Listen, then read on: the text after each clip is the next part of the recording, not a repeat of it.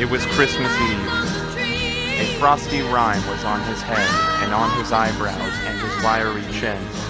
He carried his own low temperature with him. He iced his local radio station in the dog days and didn't thaw at 1 degree. External heat and cold had little influence on Victor Rood. No warmth could warm him. No wintry weather could chill him. No wind that blew was bitterer than he. Nobody ever stopped him in the street to say with gladsome looks, "My dear Rood, how are you? When will you come to see me?" No beggars implored him to bestow a trifle. No children asked him what o'clock it was. Even the blind men's dogs appeared to know him, tugging their owners into doorways and alleys when they saw him coming. But what did Rood care? It was the very thing he liked, to edge his way along the crowded paths of life, warning all human sympathy to keep its distance. Some would call it nuts, but nothing was to be nuts about tonight. Business as usual for Rood as he got off the bus that had taxied him across town, anxiously preparing for another episode of Spirits Drifting on WMUW 88.5 The Edge.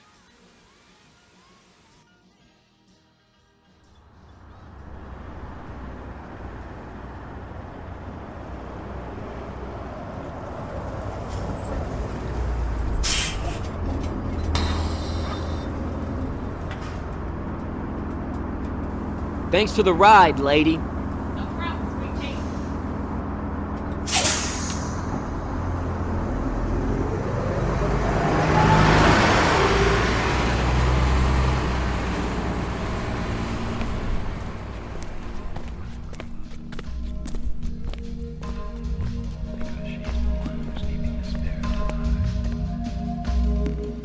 Reports of strange folk around, Vic.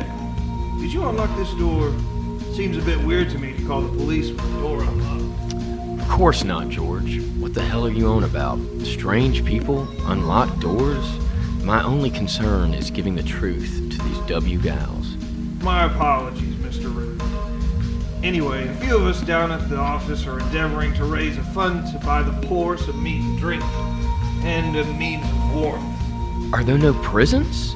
And aren't the union workhouses still in order? They are. Still, I wish I could say that they are not. Oh, I see. I was afraid from what you had said at first that something had occurred to stop them from their useful course. Well, I'm glad to hear it. Under the impression that they scarcely furnish Christian cheer of mind or body to the multitude, a few of us are endeavoring to raise a fund to buy the poor some meat and drink.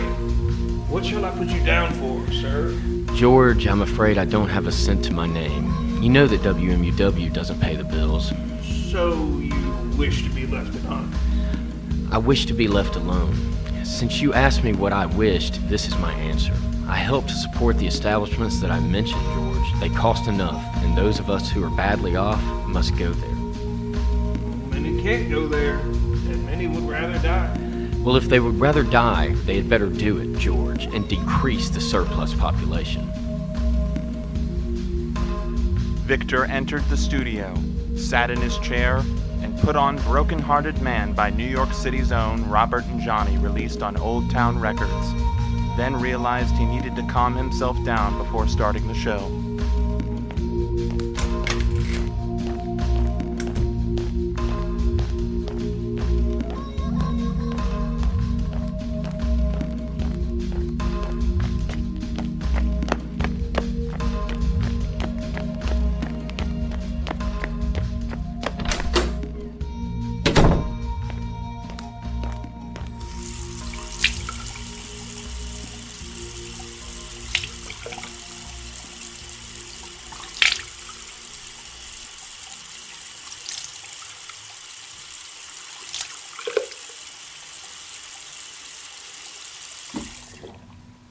From Possum Town and the Mississippi University for Women, good evening, or good morning as the case may be, across the many time zones covered by this program. We're back on another episode of Spirits Drifting. Hello? I can't seem to find the keys into the studio. What tasteless joke is it you play? Rude. What do you want with me, Spirit? Who are you? Ask me who I was. All right, who were you then? In life, I was your partner, Ralph Jetson, a correspondent from Hollyweird and a known Marlon Brando lookalike. Ha! I don't believe it. What evidence would you have of my reality beyond that of your senses? Well, I don't know, Ralph. Why do you doubt your senses? Are you a dope smoker now? Because a little thing affects them. A slight disorder of the stomach makes them cheats. You might be an undigested bit of beef, a bit of mustard, a fragment of an underdone potato. There's more of gravy than of grave about you, whatever you are. Ha ha!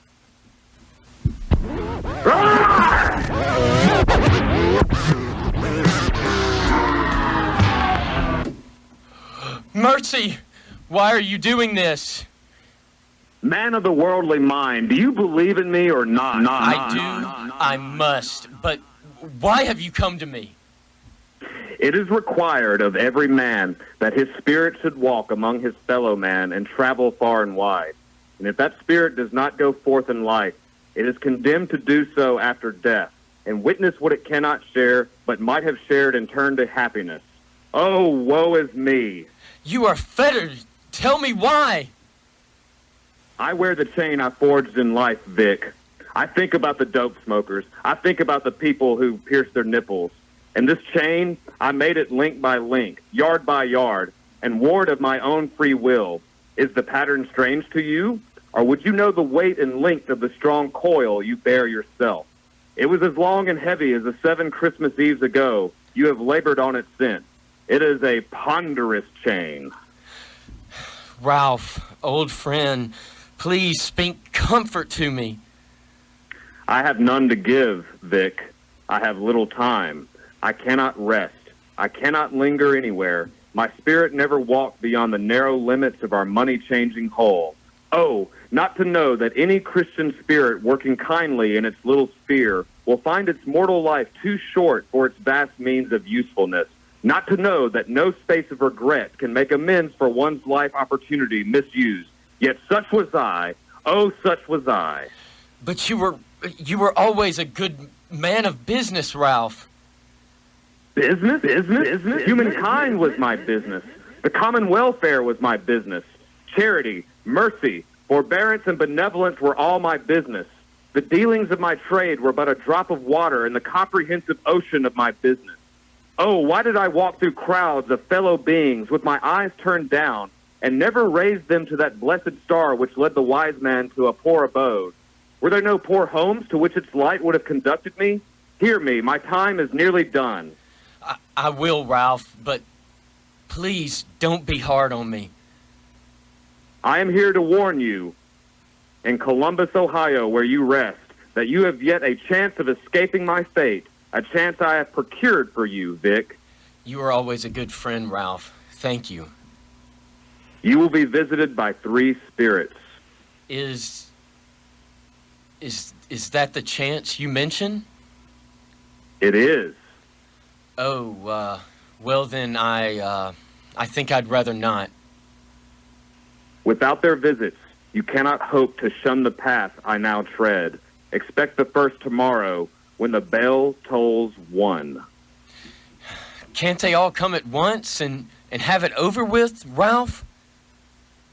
Expect the second in the next half hour, and then the third in the next half when the last stroke of 12 has ceased to vibrate. Look to see no more, and for your sake, Vic, take care that you remember what has passed between us, and also remember your local police station needs a RoboCop.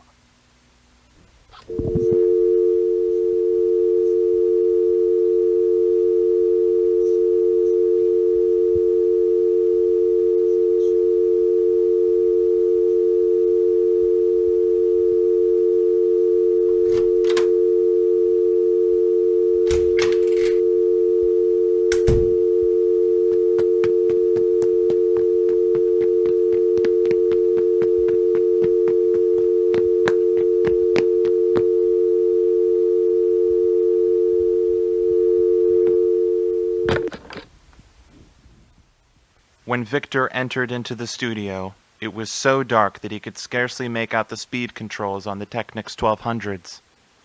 Upon putting on the record Earth Angel by the Penguins, the darkness was so deep that it took a bit for Rood to realize he was playing the 7-inch at 33 RPM instead of 45. After adjusting the speed, Rood listened for the hour. Jetson's ghost bothered him exceedingly. After every track Rood put on, his mind flew back again like a strong spring released to its first position and presented the same problem to be worked all through. Oh my God, what a night it's been for Mr. Victor Rood. Well, anyway, we've got some more of these cool tunes that are coming out these days. This one's by a little band out of Cincinnati, Ohio. They're called The Students, and here they are with I'm So Young.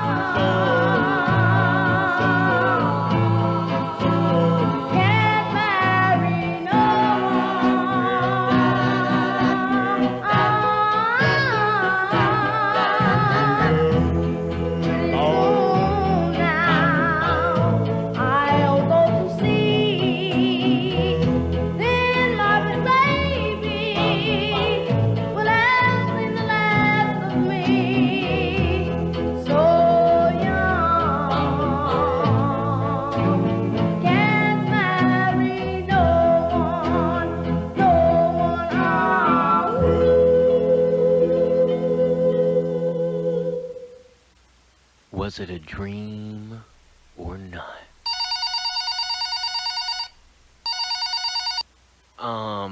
Hello, who do we have on the phone? Are you the spirit whose coming was foretold to me? I am. Who and what are you? I am the ghost of Christmas past. Long past? No, your past. Please, cover your voice, spirit. What? Would you so soon put out with worldly hands the light I give? Is it not enough that you are the one whose passions made voice? Why have you come here? Rise and walk with me. I am immortal, and, I'm liable to fall, spirit. Bear but the sound of my voice there, and you shall be upheld in more than this. As the words were spoken, they passed through the studio walls and stood at an open country road with fields on either hand. The studio had entirely vanished. Not a vestige of it was to be seen. The darkness and the mist had vanished with it, for it was a clear, cold winter day with snow on the ground. Good heaven! I was bred in this place. I was a boy here. Your lip is trembling. Please lead me to where you would. You recollect this way? Remember it. I could walk it blindfold. There are but shadows of the things that have been. They have no consciousness of us. The school is not quite deserted. A solitary child, neglected by his friends, is left there still. What's the matter? Nothing. There was a boy singing a Christmas carol at my door last night. I should have liked to have given him something, that's all. Let us see another Christmas. Where are we now, Spirit? It matters little to you, very little. Another idol has displaced me, and if it can cheer and comfort you in time to come, as I would have tried to do, I have no just cause to grieve. What idol has displaced you? A golden one. This is the even-handed dealing of the world. There is nothing on which it is so hard but poverty, and there is nothing it professes to condemn with such severity as the pursuit of wealth. You fear the world too much. All your other hopes have merged into the hope of being beyond the chance of its sordid reproach. I've seen your nobler aspirations fall off, one by one, until the master passion, gain, engrosses you. Have I not? What then? Even if I have grown so much wiser, what then? Am I changed towards you? Am I? Our contract is an old one. It was made when we were both poor and content to be so, until, in good season, we could improve our worldly fortune by a patient industry. You are changed. When it was made, you were another man. I was a boy. Your own feeling tells you that you were not what you are. I am. That which promised happiness when we were one in heart is fraught with misery now that we are two. How often and how keenly I've thought of this, I will not say. It is enough that I have thought of it and can release you. Have I ever sought release? In words, no, never. In what then?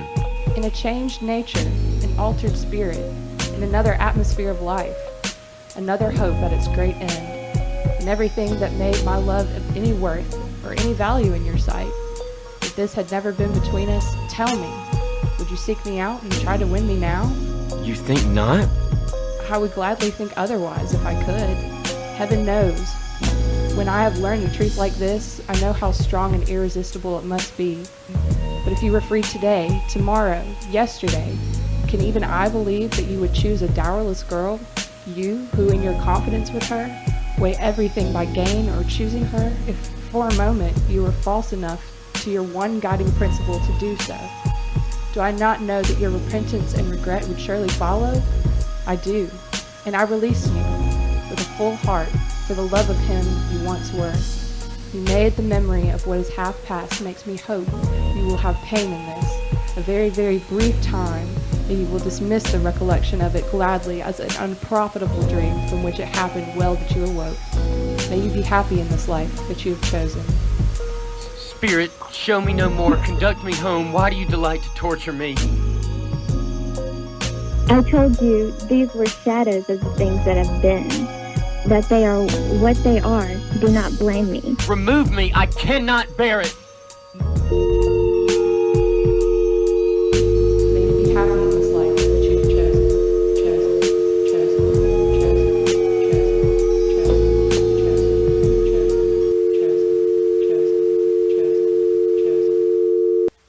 Well, it seems the night is unfolding for Mr. Rood. And what do we have here? Well, we have the Imperials from, well, we're going to go back to New York City.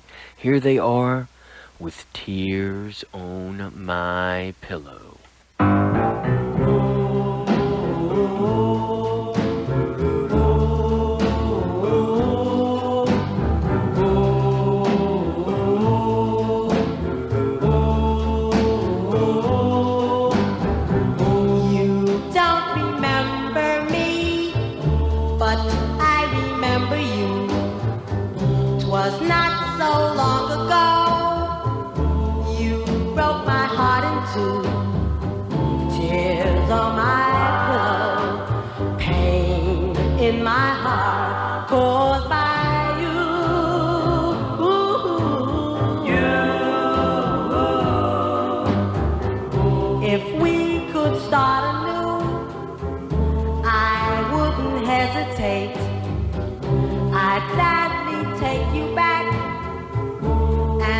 tempt the hand of fate. Tears on my pillow, pain in my heart caused by you.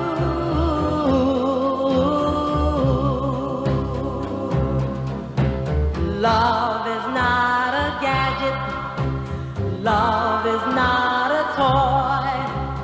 When you find the one you love, she'll fill your heart with joy. If we could start anew, I wouldn't hesitate. I'd gladly take you back and tempt the hand of fate. Tears on my pillow, pain in my heart caused by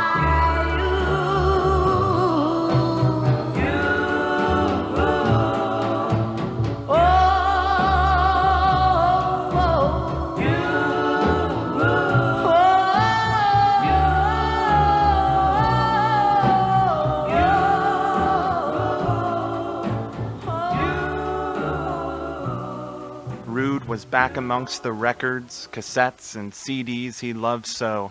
He sat in his chair waiting for the next bell to strike. Nothing came. 5 minutes, 10, a quarter of an hour went by, yet nothing came. As he sat there, a beam of light streamed upon him as the clock proclaimed the hour. He noticed that the source of light was coming from the adjoining room. It was the producer's room. No doubt about that. But it had undergone a surprising transformation. The walls and ceiling were so hung with living green that it looked like a perfect grove, from every part of which bright gleaming berries glistened. The crisp leaves of holly, mistletoe, and ivy reflected back the light. Heaped on the floor, forming a kind of throne, were turkeys, geese, game, poultry, brawn, great joints of meat, sucking pigs, long wreaths of sausages, mince pies, plum puddings, barrel of oysters, red-hot chestnuts, cherry-cheeked apples, juicy oranges, luscious pears, immense 12 cakes, and seething bowls of punch. In easy state, upon this couch, sat a jolly giant, glorious to see, who bore a glowing torch, held up high to shed light on Rood. Rood! Come in, come in. You know me better, man. I am the ghost of Christmas present. Look upon me. You have never seen the likes of me before. No, never. I've never walked forth the members of my family, meaning, for I am very young, my elder brother's born in these later years. I don't think I have, Spirit. I'm afraid that I have not. Have you had many brothers, Spirit? More than 1,800. Oh, wow, a tremendous family to provide for. Spirit, conduct me where you will. I went forth earlier on compulsion, and I learned a lesson which is working now. Tonight, if you have aught to teach me, let me profit by it. That's my road.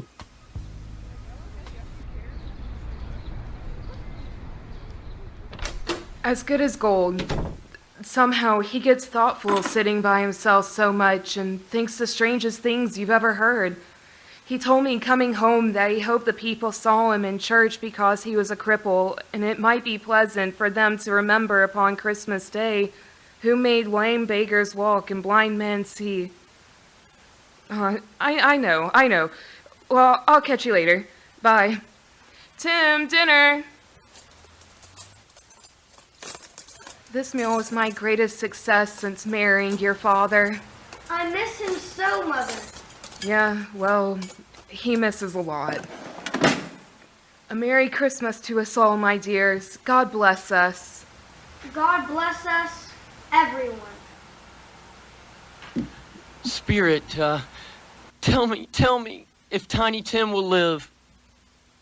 I see a vacant seat in the poor chimney corner in a crypt without an owner, carefully preserved. If these shadows remain unaltered by the future, the child will die.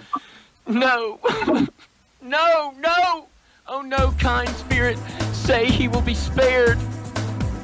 If these shadows remain unaltered by the future, none other of my race will find him here. What then? If he'd like to die, he had better do it and decrease the surplus population. Man, it's man you be in heart, not adamant. Forbear that wicked cant until you have discovered what the surplus is and where it is. Will you decide what men shall live, what men shall die? It may be that in the sight of heaven, you are more worthless and less fit to live than millions like this poor child. Mr. Rood. I'll give you Mr. Rood, the founder of the feast. Founder of the feast, indeed. I wish I had him here. I'd give him a piece of my mind to feast upon, and I hope he'd have a good appetite for it. My dear, Christmas Day. It should be Christmas Day, I am sure, on which one drinks the health of such an odious, stingy, hard, unfeeling man as Mr. Rood. You know he is, Mother. Nobody knows it better than you. My dear, Christmas Day. I'll drink his health for your sake, and the day is not for his. Long life to him, a Merry Christmas, and a Happy New Year. He'll be very merry and very happy, I have no doubt. Rood, follow me, for there are sights to see.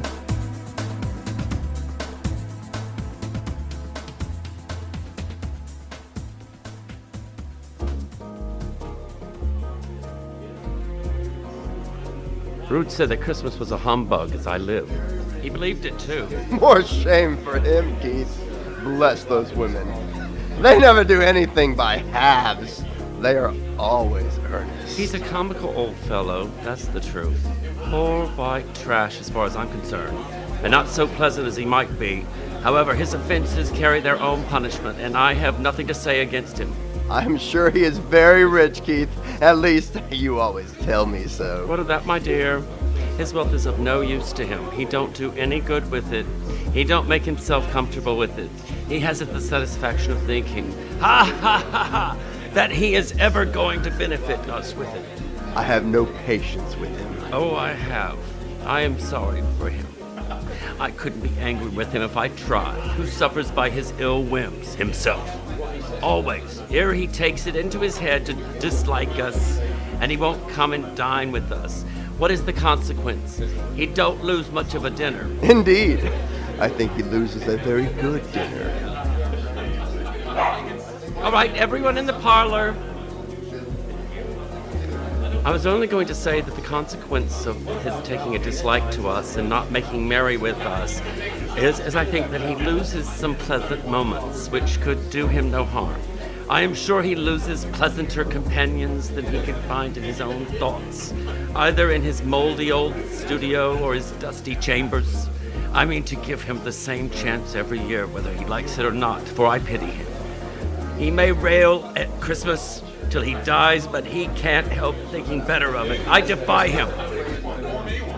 If he finds me going there in good temper year after year and saying, Vic, how are you? If I only put him in the vein to leave his poor producer $50, that's something. And I think I shook him yesterday. The party grouped together for a festive game, charades. They played a few rounds of good fun before they finally came across one that stumped them. After several guesses from everyone, the answer finally presented itself. Found it out. I found it out. I know what it is, Keith. What is it? It's your old pal, Victor Rood.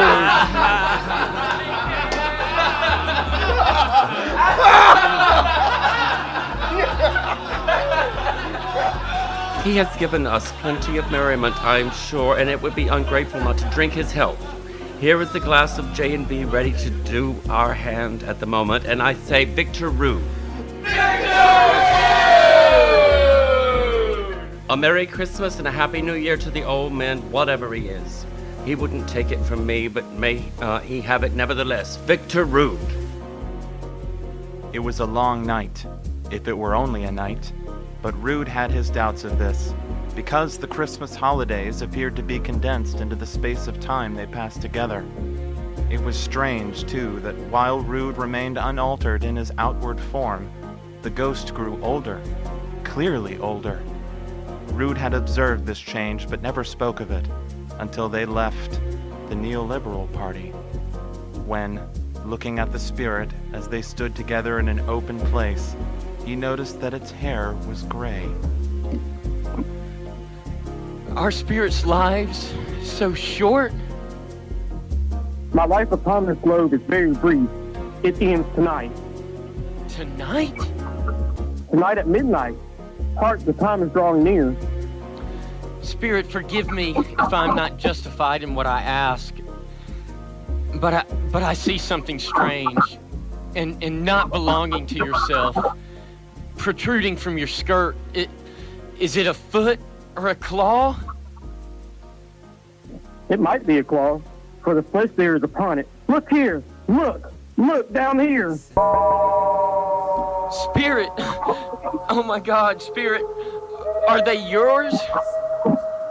They're a man, and they cling to me, stealing from their fathers. This boy is ignorant. This girl is one. Beware of them both, and all of their degree. But most of all, beware this boy. For on his brow I see that written which is doomed, unless the writing be erased. Have they no refuge?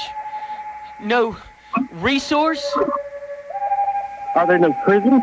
Are there no workhouses?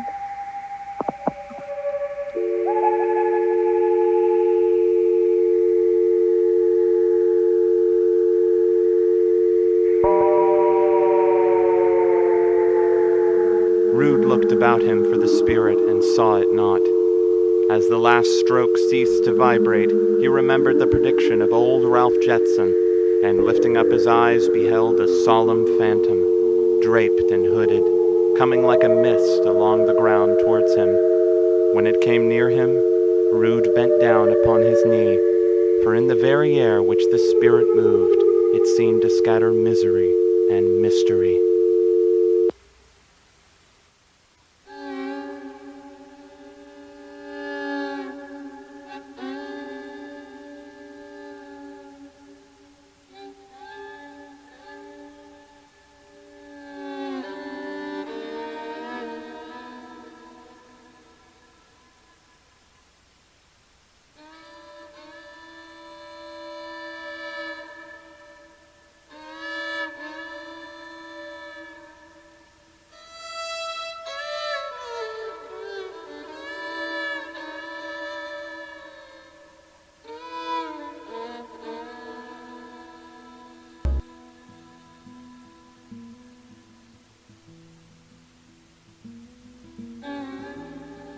I am in the presence of the ghost of Christmas yet to come.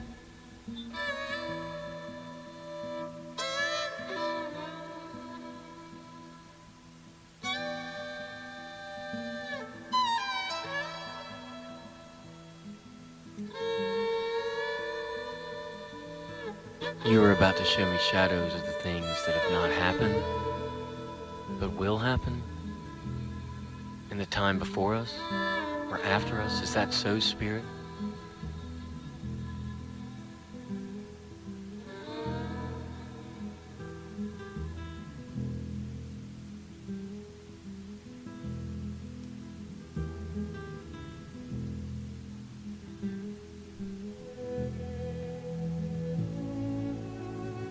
Ghosts of the future, I fear you more than any specter that I have seen.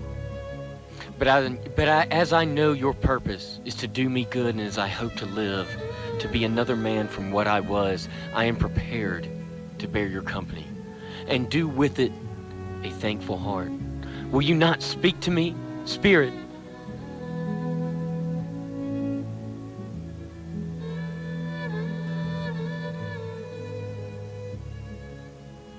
Lead on, the night is waning fast. And it is precious time to me. I know. Lead on, Spirit. They scarcely seemed to enter the city, for the city rather seemed to spring up about them and encompass them of its own act. But there they were, in the heart of it, on change amongst the merchants, who hurried up and down and chinked the money in their pockets and conversed in groups and looked at their watches and trifled thoughtfully with their great gold seals, and so forth, as Rood had seen them often. The spirits stopped beside one little knot of businessmen. No, I don't know much about it either way. I only know he's dead. When did he die? Last night, I believe. Why? What was the matter with him? I thought he'd never die. God knows. What has he done with his money? I haven't heard. Left it to his company, perhaps. He hasn't left it to me. That's all I know. It's likely to be a very cheap funeral. For upon my life, I don't know of anybody to go to it. Suppose we can make up a party and volunteer. I don't mind if a lunch is provided, but I must be fed if I make one. Well, I'm the most disinterested among you. After all, for I never wear black gloves and I never eat lunch. But I'll offer to go if anybody else will. When I come to think of it, I'm not at all sure why I wasn't his most particular friend. For we used to stop and speak whenever we met. Bye-bye.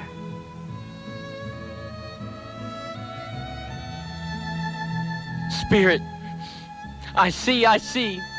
The case of this unhappy man might be my own. My life tends that way now. Merciful heaven, what is this? Rood was at first inclined to be surprised that the spirit should attach importance to conversations apparently so trivial, but feeling assured that they must have some hidden purpose, he set himself to consider what it was likely to be. They could scarcely be supposed to have any bearing on the death of Rauhoff, his old partner, for that was past, and this ghost's province was the future. Rood and the phantom came into the presence of this man, just as a woman with a heavy bundle slunk into the producer's room, and she was closely followed by a man in faded black who was no less startled by the sight of them than they had been upon the recognition of each other. After a short period of blank astonishment in which the man in black had joined them, they all three burst into a laugh. Let the woman alone to be first. Let the businessman alone to be second. And let the man in black to be third. Here's a chance, if we haven't all three met here without meaning it. You couldn't have met in a better place. Come into the studio. Open the pouch, you old wench. Well, first, I've got the old man's shoes, Nike Huaraches. Doesn't look like the old man spared a penny in keeping his shoes clean. Aren't they in wonderful condition, sir? Ah, that is quite a find. What else you got in your pouch? Well, sir, we have a split 7-inch from Slow Dive and Ride, 1992. Promo only, sir. You won't be finding many of these out there. Old man never did have no taste. Well, look here, fine businessman, and feast your eyes upon this book of poems here. Old man likely read himself to sleep with this one every night. Book of poems? What say ye a dead man have with the book of poems? Well, I can't say what a dead man needs poetry for, but I can't say what a live one does either. Anyway, look at this metal contraption. Are my eyes playing tricks on me? That turntable was owned by WMUW. You've no right walking into a place and stealing from the university. Aye, because stealing shoes from a dead man reserves a place with the Prince of Poverty. I hope he didn't die of anything catching. Don't you be afraid of that. I ain't so fond of his company that I'd loiter about him for such things. If he did, you may look at that record till your eyes ache, but you won't find a scratch on it. Not a dust particle. It's the best he had, and a fine one, too. They'd have wasted it if it hadn't been for me. What do you call wasting of it? Putting it on his burial, to be sure. This is the end of it, you see. He frightened everyone away from him when he was alive, to profit us when he was dead.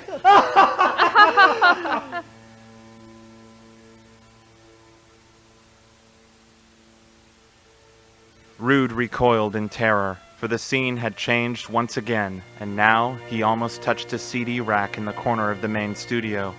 A pale light rising from the place normally occupied by the producers fell straight upon the studio. The floor ran sticky with blood, on which beneath a ragged sheet there lay something covered up, which, though it was dark, announced itself in awful language. The studio was very dark, too dark to be observed with any accuracy, though Rood glanced round it in obedience to a secret impulse. Rood laid his eyes upon the phantom. Its steady hand pointed to the head under the sheet. Rood thought of it, felt how easy it would be to do, and longed to do it, but he had no more power to withdraw the veil than to dismiss the specter at his side.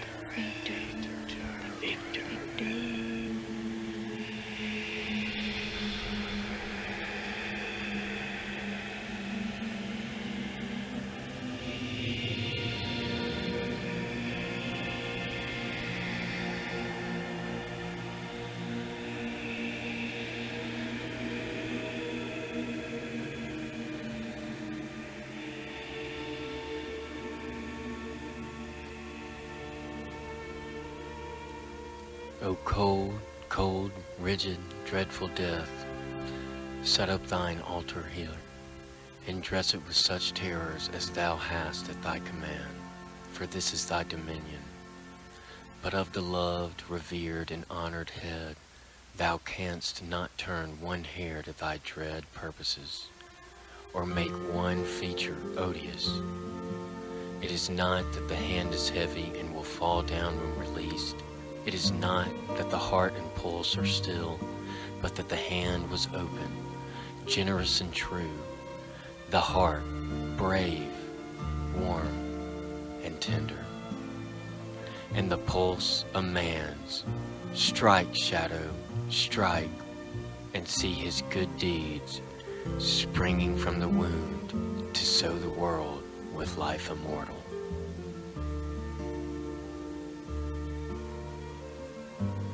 No voice pronounced these words in Rood's ears, and yet he heard them when he looked upon the studio.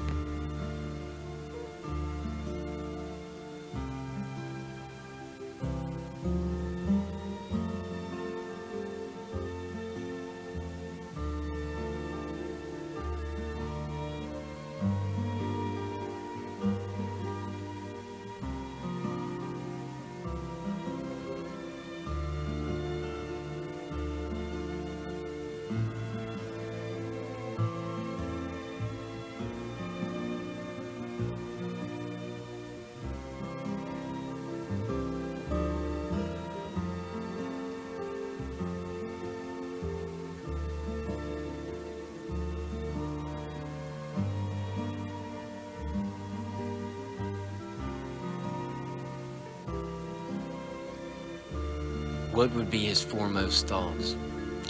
Avarice, hard dealing, griping cares. They have brought him to a rich end, truly.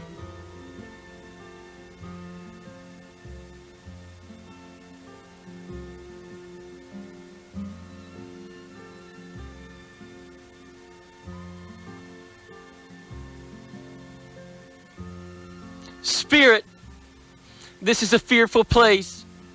In leaving it, I shall not leave its lessons. Trust me. Let us go. Spirit, I understand you, and I would do it if I could, but I have not the power, Spirit. I have not the power. Spirit, let me see some tenderness connected to the death, or that dark chamber, Spirit, which we left just now, will be forever present to me.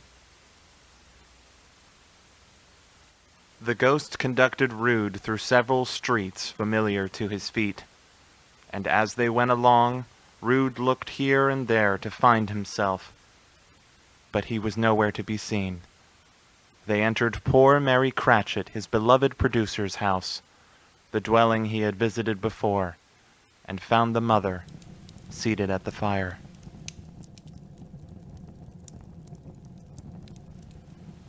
And he took a child and set him in the midst of them. The color hurts my eyes. I have been known to walk with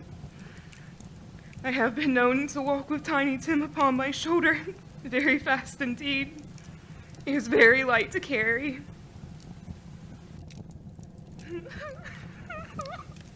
Spirit of Tiny Tim, thy childish essence was from God. Spectre, something informs me that our parting moment is at hand. I know it, but I know not how. Tell me, what man that was whom we saw lying dead?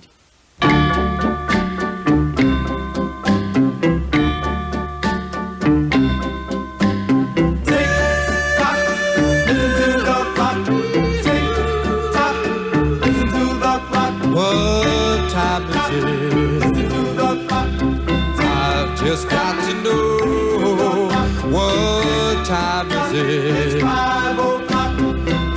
more hours to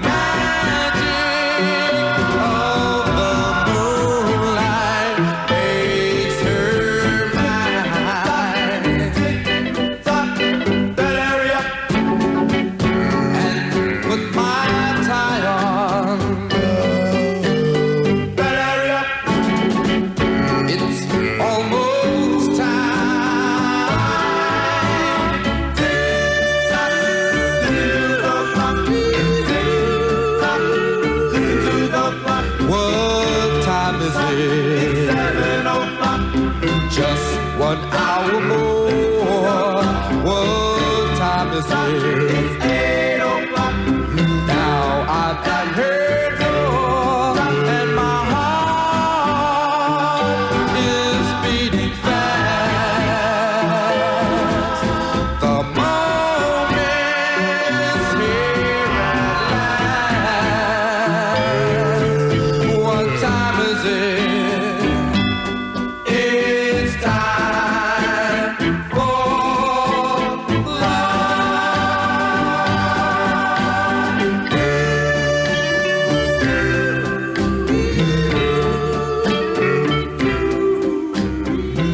Brooklyn Zone.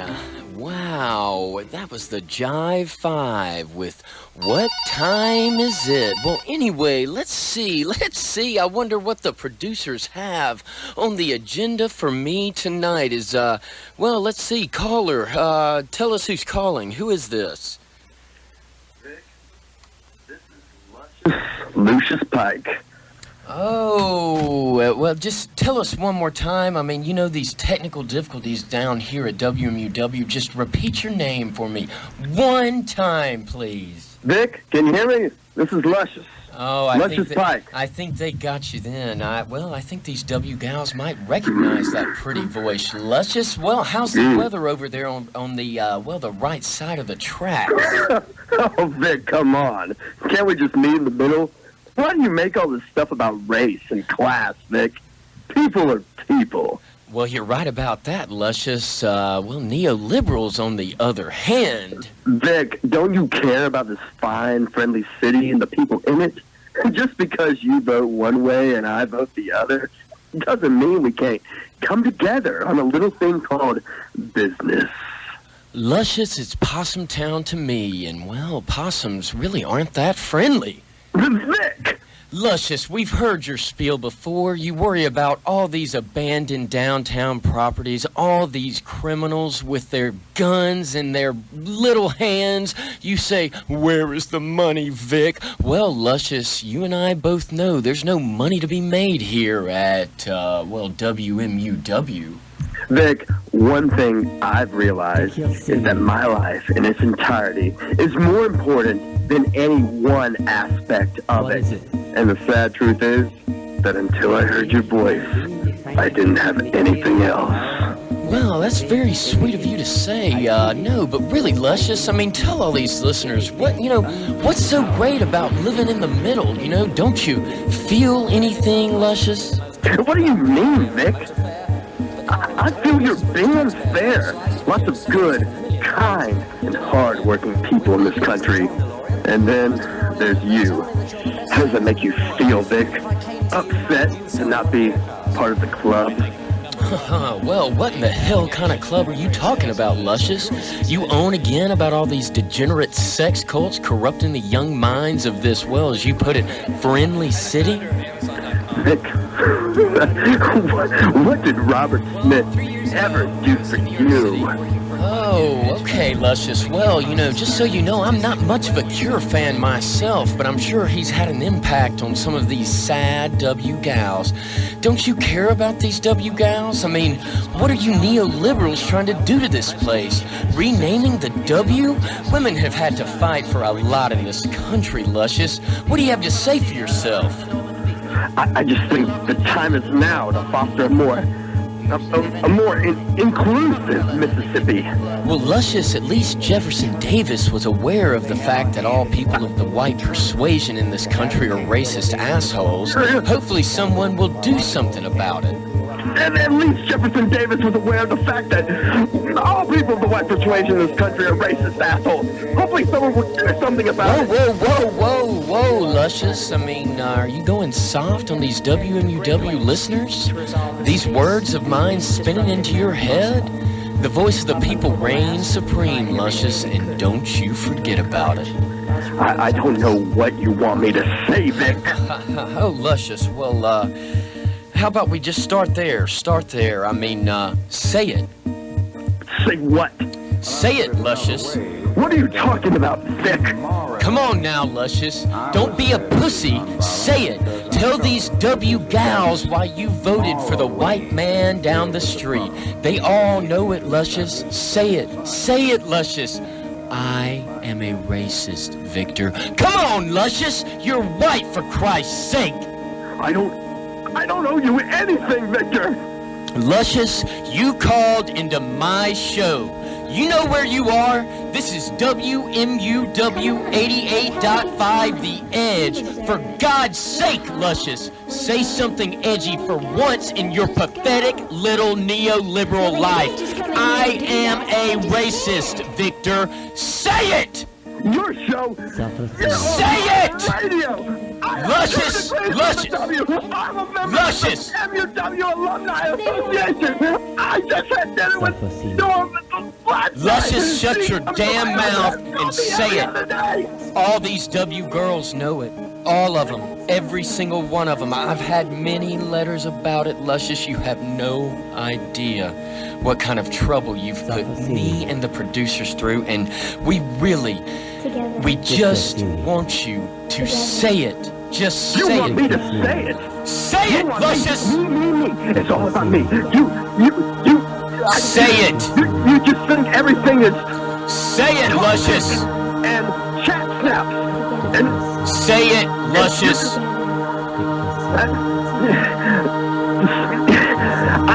I'm saying it right now, Vic. Say it. Right now. I'm not... Say it, Luscious! Your time is over. We're doing the thing. Say it, Luscious. We want to hear it. The phone lines are blowing up. I'm about to have to cut you off. You better say it.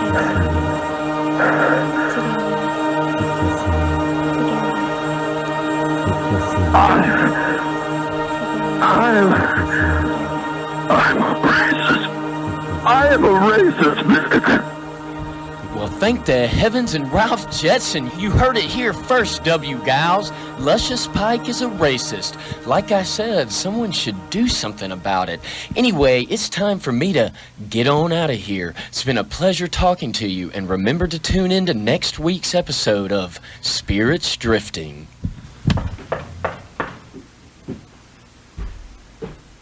Who could that be at this hour?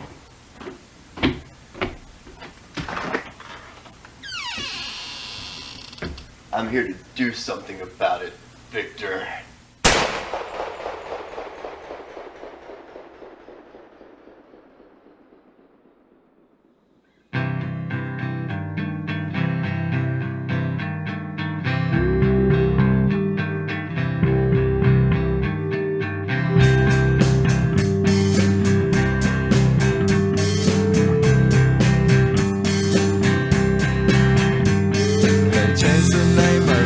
School and all James Woods can say is, ooh, a piece of candy, ooh, a piece of candy, ooh, a piece of candy, ooh, a piece of candy.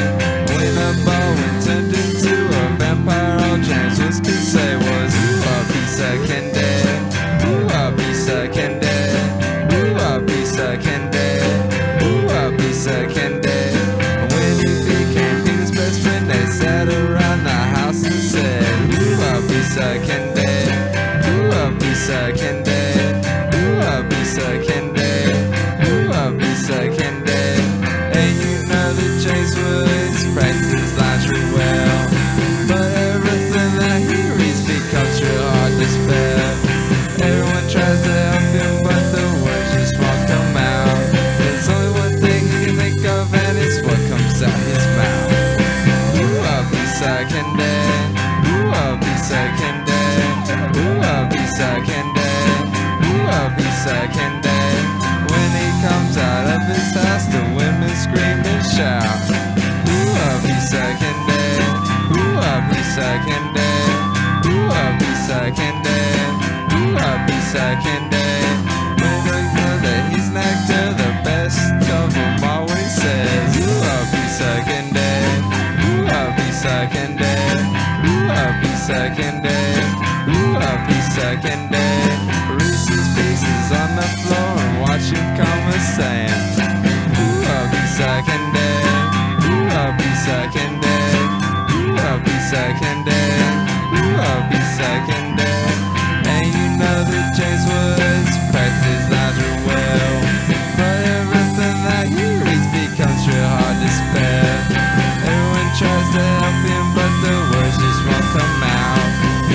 one thing he can think of, and it's what comes out his mouth.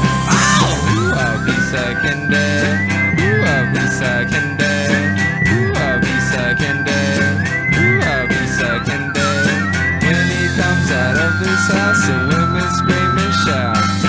Ooh, I'll be second day. Ooh, I'll be second day. Ooh, I'll be second day. Ooh, I'll be second day.